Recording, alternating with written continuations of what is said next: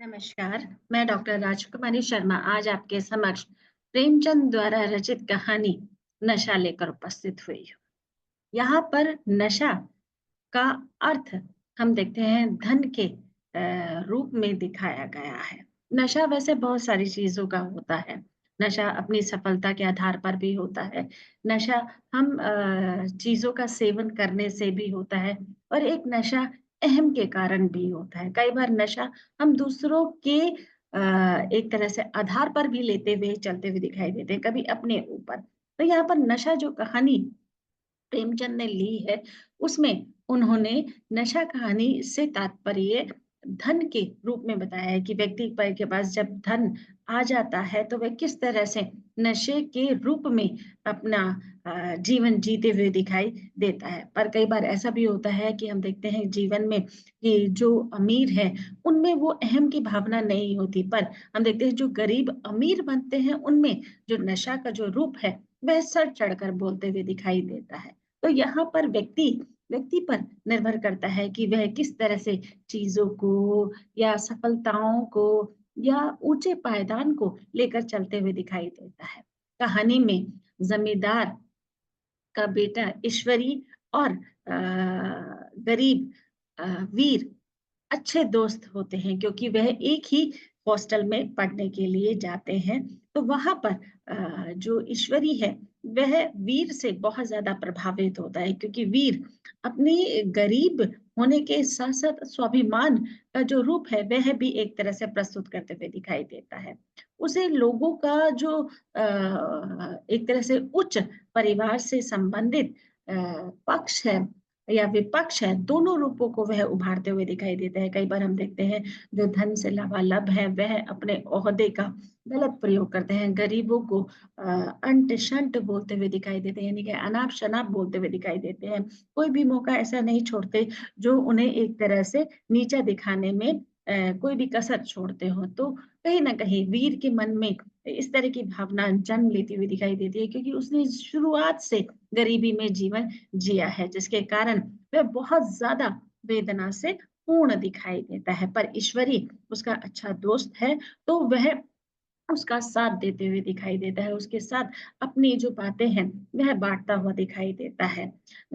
ईश्वरी भी वीर को बहुत मानता है। हम देखते हैं दोनों की अच्छी दोस्ती मित्रता के साथ दोनों एक-दूसरे के साथ खुश दिखाई देते हैं, जबकि वीर गरीब परिवार से है और वह इन दिनों दशहरे की छुट्टियों में अपने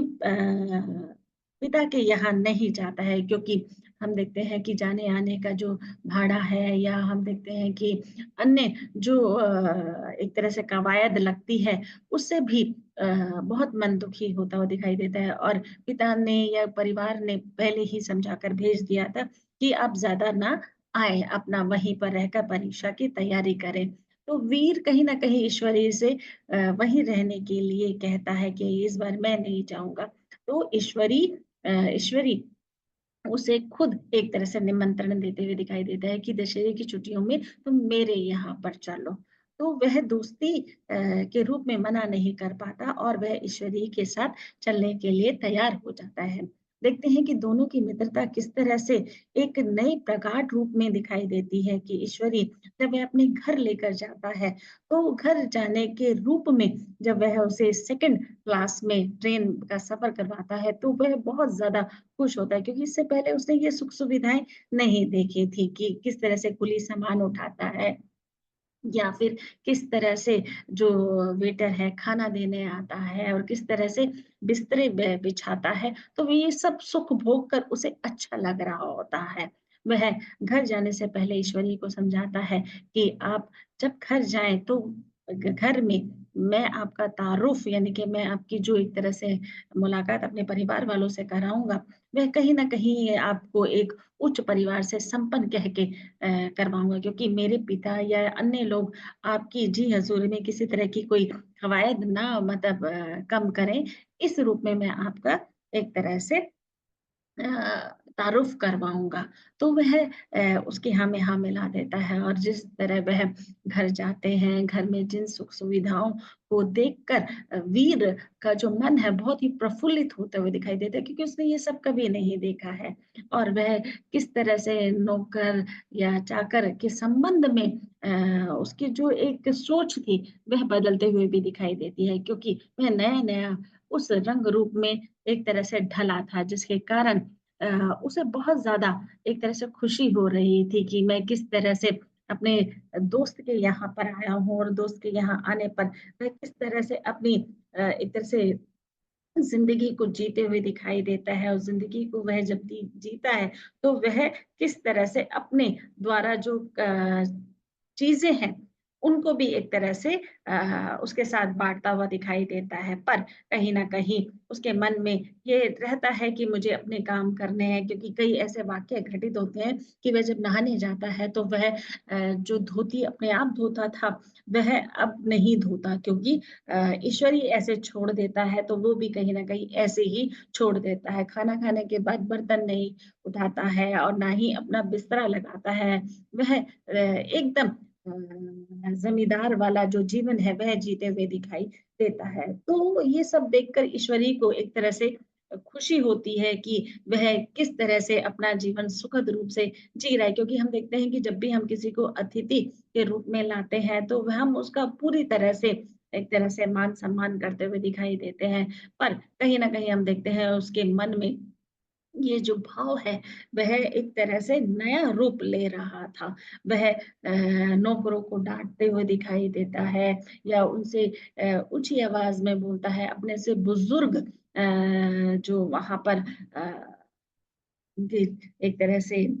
सम्माननीय पात्र हैं, उनके साथ भी वह अभद्र व्यवहार करता है, जिसके कारण उसे बहुत ज़्यादा एक तरह से देखकर अच्छा नहीं लग रहा होता, फिर भी वह उसे कुछ नहीं कहता है। वह उसके साथ उस जैसा ही बनकर एक तरह से महसूस करते हुए दिखाई देता है। पर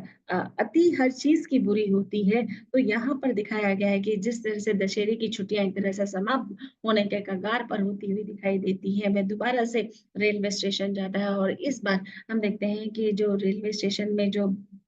ट्रेन के डिब्बों में बहुत भारी एक तरह से भीड़ दिखाई देती है क्योंकि कोई आ रहा है, कोई जा रहा है जिसके कारण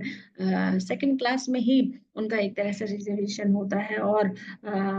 उस अफ़रा-तफ़री में हम देखते हैं कि उसको वही सब सुरूर एक तरह से चढ़ा हुआ दिखाई देता है। तो पास ट्रेन में एक व्यक्ति पूरी तरह से लदालद अपने सामान से भरा हुआ था और वह ठंडी हवा खाने के लिए गेट पर जाके खड़ा हो जाता है और ये सब देखकर वीर सहन नहीं कर पाता और उसे मारता है, पीटता है।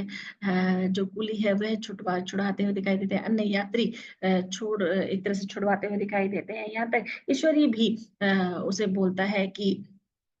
इस तरह का नशा ठीक नहीं है। तुम इन्हीं लोगों के पक्ष में थे, अब तुम इन्हीं लोगों के विरोध में दिखाई देते हैं। तो कहीं न कहीं वीर का जो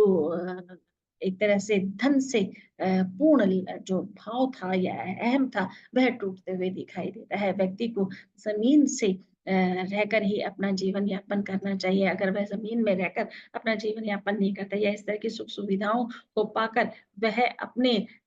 आस-पास को एक तरह से अ अ,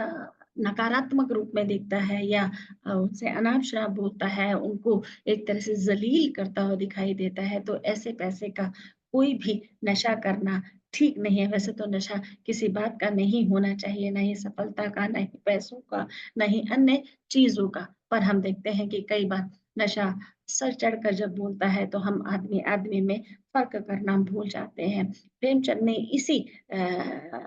शिक्षा के रूप में इसका भाव प्रस्तुत किया है। धन्यवाद।